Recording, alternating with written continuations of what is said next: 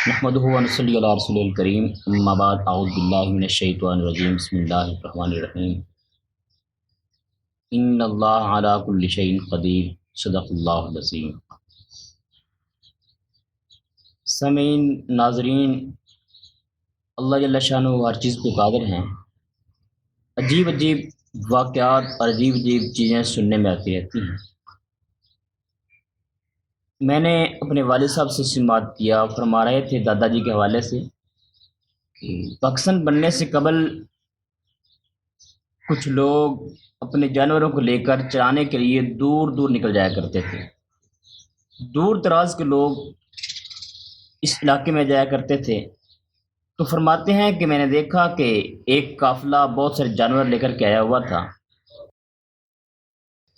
اس میں کئی لوگ شامل ہوا کرتے تھے، کئی فیملیوں کے لوگ شامل ہو جایا کرتے تھے، اور پھر اپنے کھانے کا انتظام کرنے کے لیے اپنے ساتھ اپنی فیملی کے کچھ افراد کو لے جایا کرتے تھے۔ ایک آدمی اپنی بیوی کو ساتھ لے کر کے آیا، بیوی حاملہ تھی۔ دوسرے لوگ اپنے جانوروں کو لے کر نکل گئے، یہ اپنے مرکز جہاں رات کو ٹھکانہ کیا کرتے تھے وہیں تھے۔ بیوی کا انتقال ہو گیا، بیوی کو اٹھایا اور جا کر کے ایک گڑھے میں دفن کر دیا۔ گڑھا وہ کون سا جو ہم دیکھتے ہیں کہ اکثر بارش ہونے کی وجہ سے جو سڑک کے کنارے سے، سڑک کے پاس سے وہ پانی بہتا ہے تو بہنے سے گڑھا اور نالا سا بن جاتا ہے۔ اس میں اپنی بیوی کو دفن کر دیا انہی کپڑوں سمیت، اور اس کے اوپر کچھ لکڑیاں وغیرہ، کانٹے اور جھاڑیاں ڈال دیں۔ کہتے ہیں کہ کئی سالوں کے بعد پھر واپسی آنا ہوا اسی علاقے میں، تو سوچا کہ میری جو اہلیہ تھی اس کا انتقال ہو گیا، میں نے اپنی اہلیہ کو یہاں کہیں دفن کیا تھا۔ سوچتے سوچتے وہ گھوم رہے تھے تو دیکھا کہ ایک چھوٹا سا بچہ ہے، وہ ایک بیل سے نکلا اور پھر اسی بیل میں داخل ہو گیا۔ ان تجسس ہوا کہ دیکھیں وجہ کیا ہے، ماجرا کیا ہے۔ جب قریب گیا تو ذہن میں آیا کہ یہ وہی جگہ ہے جہاں میں نے اپنی اہلیہ کو دفن کیا تھا۔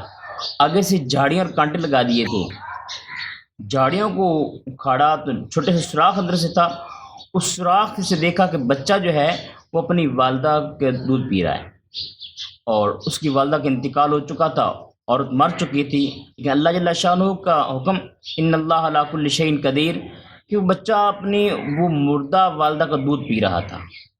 تو انہوں نے جھاڑیاں دور کرنے کے بعد بچے کو پکڑا، بچہ بہت چلایا، چیخا، اپنے انداز میں باتیں کرنا لگا، کیونکہ اس کو کسی نے سمجھایا نہیں تھا، کوئی زبان جانتا نہیں تھا، پنجابی، اردو، سندھی، بلوچی کوئی جانتا نہیں تھا۔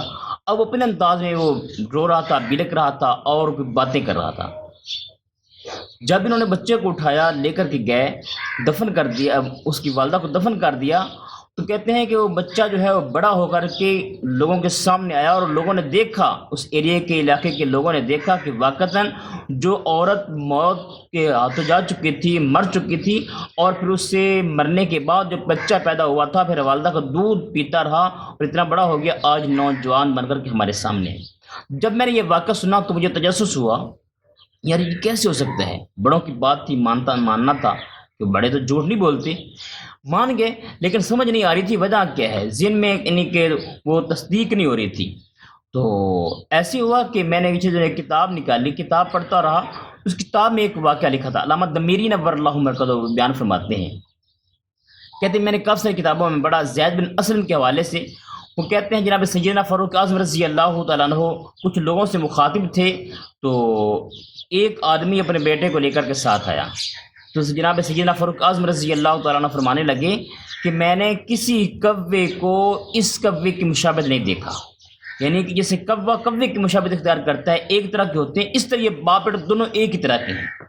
جب حضرت نے یہ جملہ ارشاد فرمایا تو اس نوجوان نے کہا کہ حضرت یہ میرا بیٹا اپنی والدہ کے انتقال کے بعد پیدا ہوا ہے، میری بیوی کی وفات پا جانے کے بعد یہ پیدا ہوا ہے۔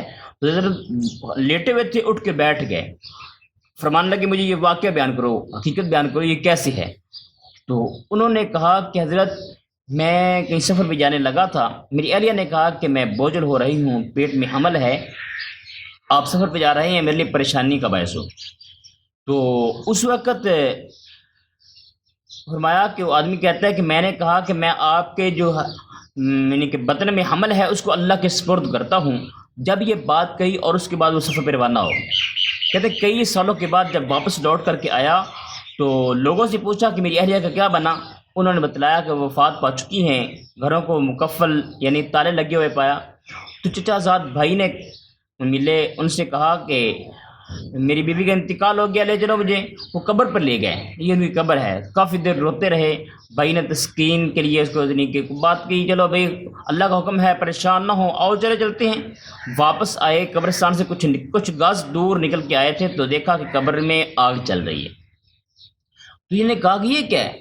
چچا زاد بھائی نے کہا کہ جب سے بھابی مرحومہ کا انتقال ہوا ہے، ہر رات اس طرح آگ روشن ہوتی ہے۔ یہ واپس ہوئے، چچا زاد بھائی وہ ٹھہر گئے، کہتے میں آگے نہیں جا سکتا، ٹھٹک کے رہ گئے۔ یہ آگے چلے گئے قبرستان پر۔ جب قبر پر گیا تو دیکھا قبر کھلی ہوئی ہے اور اس میں ایک عورت بیٹھی ہوئی ہے اور بچہ ہے وہ اس کے چاروں طرف گھوم رہا، کھیل رہا ہے۔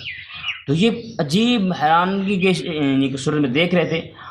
جب یہ دیکھنے لگے تو آواز آئی، غیب سے آواز آتی ہے کہ اپنی امانت کو اللہ کے سپرد کرنے والے اپنی امانت اٹھا لیں۔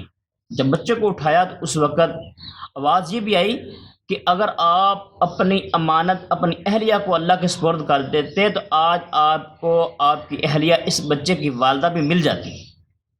اور اس کے بعد جب بچے کو اٹھا لیا، قبر بند ہو گئی، یہ واپس لے کر کے آئے اور جناب سیدنا فاروق اعظم رضی اللہ عنہ سے عرض کرنے لگے، اللہ کی قسم یہ واقعہ درست ہے۔